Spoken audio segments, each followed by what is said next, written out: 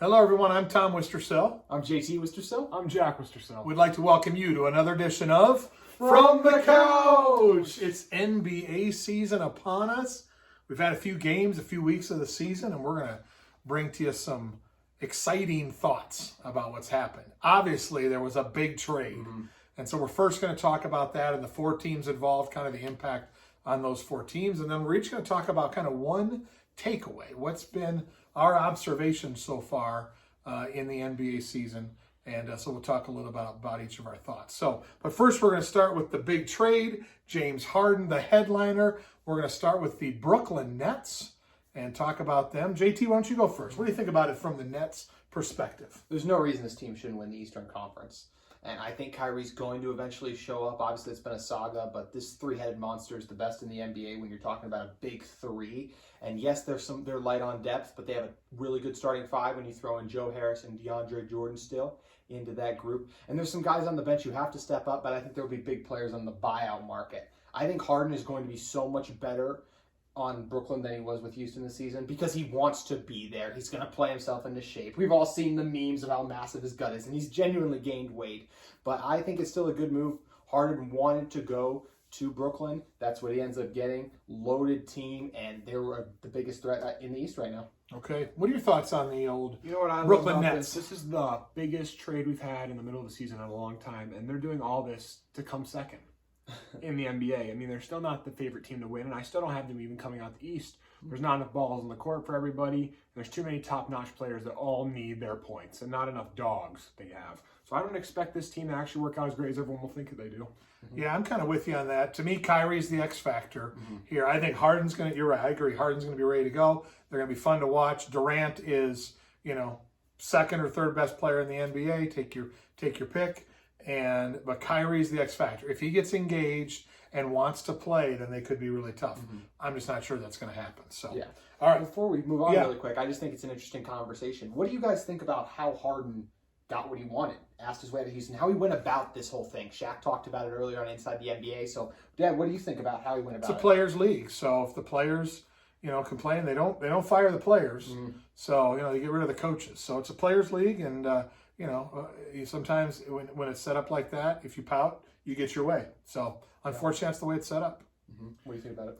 It's interesting because it kind of turned into the NBA where it's all, like you said, the players get to choose where they want to go. But in the end, I think this is a bad move for him because all Houston's going to hate him and he's not going to be wanted back there anymore. They never brought him winning. They never brought them winning. He says, I did everything I can for this city, like Charles Barkley stated. He did not do very much. Not that I remember, at least. No one cares if you win MVP, if you're not winning their team anything. Yep. Good point. He was dogged to start the season. It was embarrassing, the effort level. And the thing that does bother me, I've been a Harden fan in the past, this team gave him everything he asked for. They gave him Dwight Howard. They gave him Russell Westbrook. They gave him Chris Paul. They gave him all these things, and it didn't work. And then he asks out when he got what he wanted. That doesn't sit right with me. When a player asks out of an organization who's done right by him. So I didn't appreciate that. Yep. Okay, let's move on to the Houston Rockets. Jack, what's your thoughts on what the Rockets got out of the trade, and can they get better? This team got a lot better, I think. Victor Oladipo is one of the most underrated players in the NBA, I think, right now. Are we forgetting what this man was before he got injured with the Pacers? John Wall, another super underrated player. When he came back, most people said he hasn't lost any of that quickness. Christian Wood has a chance to win Most Improved Player of the Year. PJ Tucker, great corner shooter, great defender, and then DeMarcus Cousins bringing off the bench. Eric Gordon, great shooter. This is a great overall team. I expect them to make a late playoff push and get that 7 or 8 seed. And then probably get beat pretty badly by the Lakers or Clippers, but I expect the Rockets to make the playoffs out Harden. It would be a pretty good shock to Harden, I'd say. Yeah, no doubt. What are your thoughts on it? Well, what's fascinating is if you asked me how this Brooklyn trade with Houston would play out, I would have said, well, Houston has to get one of Karis LeVert, Spencer Dinwiddie, or Jared Allen. They got none of those guys, and I still really like the trade for them because they were able to get Victor Oladipo, as Jack hit on, but of course the picks. That was the big thing. When you talk about 4 first-round picks and 4 pick swaps as well. It's just a huge haul coming in for Houston, and it helps recoup some of the assets because they had to give up those picks in the Russell Westbrook trade to ship out Chris Paul. They were the one who had to pay the price. It's funny how when we look at those guys' value in the trade market like this year now, just a year later, Chris Paul was more valuable, but that's not how it was just a year ago. So I love how they did recouping their long-term future, and they're doing a good job short-term. This is an organization that can win. So I have one word when I think about the Rockets in this, and the word is culture. So can you imagine how nice it was in the locker room for the Rockets tonight?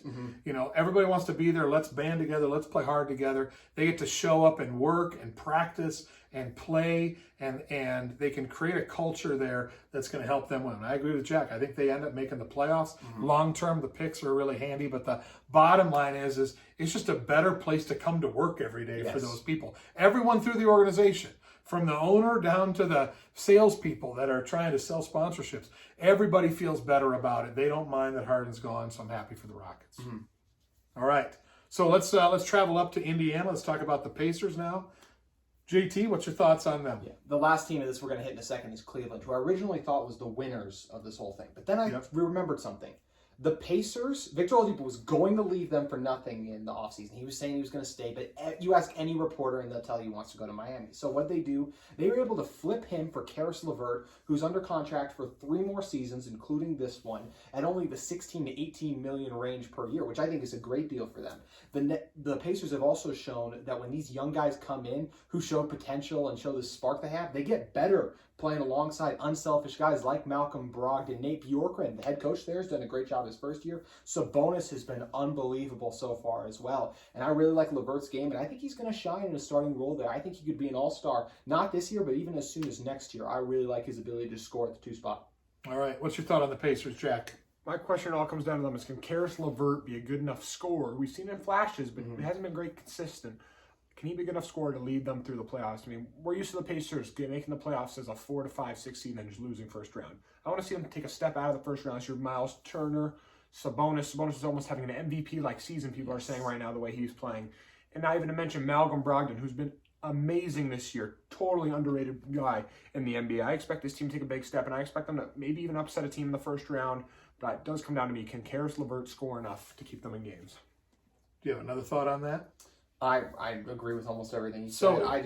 Here's my thoughts looking at the stats here. So you got Brogdon averaging 22 a game, Sabonis 21 a game, Oladipo 20 a game. How does LeVert complement those 3? Is there enough balls on the court? Are they going to ask too much for LeVert when you look at what those 3 are doing? What do you guys think of that? Well, I can say this, that TJ Warren was supposed to originally fit in there, right? And he's a guy who needs the ball in his hands, and he shined in the bubble. That was without Sabonis, so I think all those guys' stats will take a step back, but these guys want to win. They were more excited playing out without Oladipo the other night because they kind of tell Oladipo didn't really want to be there. I think LeVert wants to be there. I think they're going to see his talent and incorporate him in the offense, and I think by everyone taking a step back, their individual success will go down, but this team got a lot better with LeVert, a guy who wants to be there. Okay. All right, good stuff. All right, the last one of the bunch, the Cleveland Cavaliers. Jack, tell us about the Cavs. My 2 words for the Cavs are center mania. We have JaVale McGee, who started in a lot of playoff games last year. Andre Drummond, one of the best rebounding centers in today's NBA. And Jarrett Allen, one of the most underrated centers and great rim protectors in the NBA. All 3 of them on one team. You can never play all 3 together. So one of those guys is not going to play at all. Probably JaVale McGee, but Jarrett Allen just got traded from the Nets, who are really good, to the Cavs, who are very averagely bad. And now he's going to still stay as a backup. So it'll be interesting to see how that works. And Kevin Love, Larry Nance Jr., they just have so many bigs. They have the 2 good guards, but there's so many bigs in a guards league. It'll be interesting to see how it works out. What are your thoughts on the old Cavs? Oh, they're absolutely center-laden. And I had to wear this shirt because I am so impressed by the job Colby Altman did to steal Jarrett Allen from the Nets and from everyone else trying to go after this guy. This is one of the better young centers in the league. It wasn't that long ago we saw him outplay Rudy Gobert in that big matchup. He was been the Nets' best center all season. He should have been starting, but because DeAndre Jordan is such a good friend, apparently, he's been the one starting there. I love his upside. I think he's the defensive anchor to this team because the offense, you look at Sexland. I mean, it's unbelievable, unstoppable scoring. So you get the guy on defense, the lob threat as well, really good rim protector. I love this move. And Taurean Prince is a guy I've always liked as a solid wing too. So I really liked how Cleveland made out of this deal. And all they had to give up was a 2022 first-round pick of Milwaukee's, by the way, not their own, Milwaukee's. So if you're telling me you give up that pick that late, who's going to be in the 25 to 30 range for Jarrett Allen, a great move. Okay. That's a lot of talk about the Cavs there, amazingly. That's impressive there. So, quick question before we move on. Who of the 4 teams, which team came out the best and which team came out the worst? Jack. In my opinion, the Rockets still came out the best. I think Victor Oladipo, people forgetting how good he is. And I still think the Cavs came out the worst. Jarrett Allen's a great underrated center. This team can't shoot the ball. There's so many big guys out there. There's not enough shooting. Okay. What about you? Who came out the best? Who came out the worst? History shows the best player usually, but as I highlighted, I got to go the Pacers because they got LeVert for a guy who's going to leave them for nothing. And as you made it up the worst, I really think all these teams did really well, but I guess I'll go the Rockets for the simple fact of Oladipo could leave in free agency. And then if they don't, maybe they trade him before the deadline, but then you're left with nothing but the picks and Dante Exum, really. So I guess I got to go the Rockets, but I really like this trade for everyone. Okay. But Indiana's my winner. All right. So let's move on here. So we've had a few weeks of games. Looks like most teams have played 12, 13 games, something like that. Mm-hmm. So early season takeaways, JT, you're going to start us off.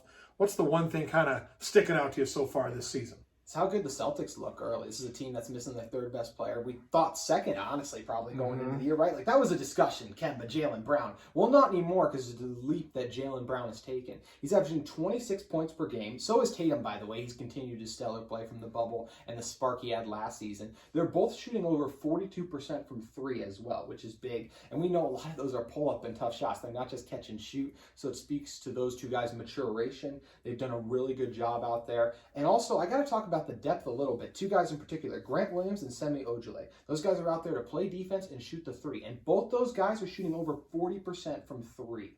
So I've been really impressed by the development job Brad Stevens has done there. They're going to get Kemba back soon. How about Peyton Pritchard early, too? He's had some nice moments as well. Yep. Tristan Thompson in there. I really like the Celtics team. And the biggest reason for that is Jaylen Brown. I mean, could he win Most Improved Player? I don't know because of how good he was in the bubble, but it's amazing the step he's taken now. You need Taco Fall to get more minutes. That's what I'm on that plan there. But yeah, Celtics have been impressive. Any thoughts on the Celtics? Jaylen Brown's the best player on the Celtics now. I'll say it again. Jason Tatum, like what I think it was Charles Barkley said, Jason Tatum was the now. Jaylen Brown was the project. The project's ready to be the now. That's cool. Well, good. Okay, Jack, what's your early season takeaway? Oh, it almost feels like we're playing back in the day because we have a center battle, I think, right now for MVP. Nikola Jokic versus Joel Embiid. Those two have carried their teams because both players on the teams have not quite performed. Jamal Murray, Michael Porter Jr., Ben Simmons, Tobias Harris. Both those guys have been very up and down. Embiid and Jokic have elevated these teams. Their stats are incredible. And I think a lot of people are thinking, oh, what about LeBron? What about Doncic? What about Harden? But really, it's Jokic and Embiid, I think. The NBA is going to want one of these guys to win. It brings a new, exciting youngster up in the league that everyone wants to see. And these two are incredible to watch the way they play. Yeah, really impressed with their start. I guess I could see Jokic as an MVP, kind of watching him over the years. To have Embiid, I never really thought he might get to that level. Funny you say that right now, because Embiid has been favored by a lot of people right now to win MVP with his play style right now. Wow, that's crazy. What are your thoughts on the big men? And I think the biggest reason he probably eluded your mind is the health. He hasn't been healthy a lot, and he's been healthy to start the year. I think Doc Rivers is doing a great job over there. Ben Simmons, they're playing through Embiid, and that's been the biggest thing for success. You talked about Jokic. Even a guy like Sabonis. Yes, he's not going to be there come the end of the season, but right now, he'd be in this discussion too. So great to see the big men dominating the MVP race early. Culture change in Philly? I think so. I think Doc Rivers is a great changed the hire. culture, right? I'm just bringing that up again. Yeah. Culture matters. We don't know if he can win it. He maybe can't win a title, but we know you can get deep in the playoffs with Doc, which is still a lot more than most NBA head coaches can do. Yeah. All right. Well, no surprise. I'm going to talk about the Lakers. No, really? I know you're surprised by that. But here's what I'm going to talk about. Here's what I see is I see a growing challenge with the Lakers, and it's. Can they stay interested in the regular season games? Now, they're having fun. They're winning. They've got these new pieces who love being Lakers, got the best record in the NBA. I mean, they've got it rolling, okay? So if you just kind of continue down that path the rest of the season, it almost seems easy. So can they start to ramp it up as we start to get closer to the playoffs and hit the playoffs at a really high level? I don't see anybody right now out there of the teams that I think can beat the Lakers in a 7-game series, but I think they're thinking the same thing, and that's a dangerous thought to have. They had an edge last year because LeBron hadn't won a title in LA, and Anthony Davis hadn't won a title at all. So now that edge is gone. Now, like I said, the new pieces can help them bring an edge. I just worry about, this is the challenge. I think this is what Frank Vogel has to think about is, when do I push the pedal down? When do I let off? When do we say, okay, we're gonna really crush it for this week, and then we're gonna let off the pedal a little bit to let it rest, just so that they know they can do that. So that's just my thought. You got any thoughts on that? Lakers in 5. That's all I have to say. Lakers in 5. Nothing expected. I mean, Lakers in 5 in the first round, second round, finals, conference finals. It doesn't matter. LeBron's the best player in the world. That's all it comes down to. And interested's a thing or not, but we're going to make the playoffs. It doesn't really matter what seed we are. Home court advantage isn't a big thing still. Probably not going to be many fans. So when LeBron shows up to the games, everyone knows who's going to win.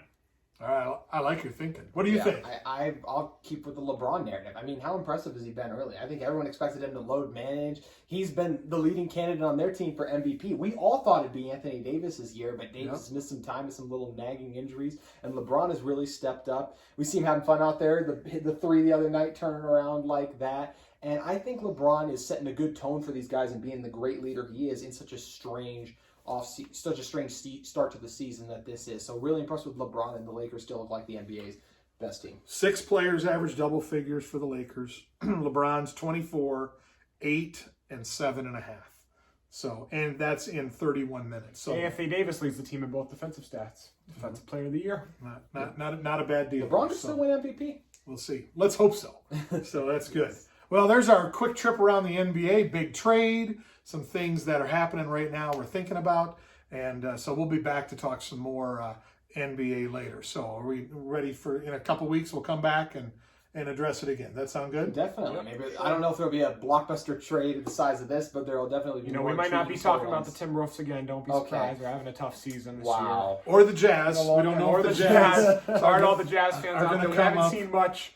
I thought this was the best team in 20 years. Haven't quite been seeing those results. No, where are they? No, they're right there. They're 7. They're 7-4. Really? So that's not bad. So I feel like it. Well, good. Well, we Still higher appreciate than the Timberwolves. That's right. Well, we appreciate you joining us, and we'll look forward to seeing you on another edition of From the Couch. We'll see you next time.